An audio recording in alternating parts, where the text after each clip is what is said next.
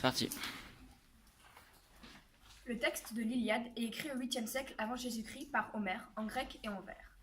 L'Iliade raconte deux histoires, l'histoire en partie vraie. La guerre de Troie, une ville d'Asie mineure, aujourd'hui la Turquie. Deux camps s'affrontent, les Troyens et les Achéens. C'est ainsi que sont appelés les Grecs dans ce poème. Cette guerre a été provoquée par l'enlèvement d'Hélène, l'épouse de Ménélas, par Paris, prince troyen. L'épopée d'Homère comporte 24 chants.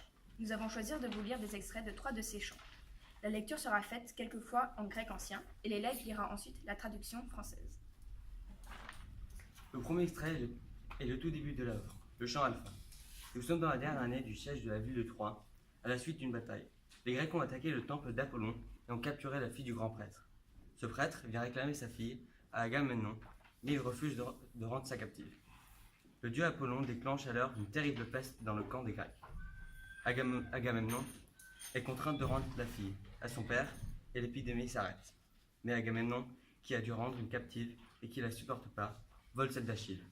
Il est le roi des Grecs, il refuse d'avoir moins de prisonniers. Achille ne veut pas s'opposer à la décision du chef des Grecs, mais il rentre dans une immense colère et décide de ne plus participer au combat. Menin aide thea peleiadeo Achilleos, ulomenen e muri, akaiois alge eteke. Chante, ô déesse, le courroux du Péléi d'Achille, courroux fatal qui causa 1000 maux aux Achéens, et fit descendre chez Hadès tant d'âmes valeureuses. De héros dont les corps servirent de pâture aux chiens et aux oiseaux sans nombre, ainsi Zeus l'avait-il voulu. Part du jour où naquit cette querelle qui brouilla l'Atride, le gardien de son peuple et le divin Achille. Quel dieu les fit se quereller, l'un et l'autre, et se combattre? Le fils de Léto et de Zeus. C'est lui qui, de colère, sema un fléau dans l'armée, et les hommes mouraient.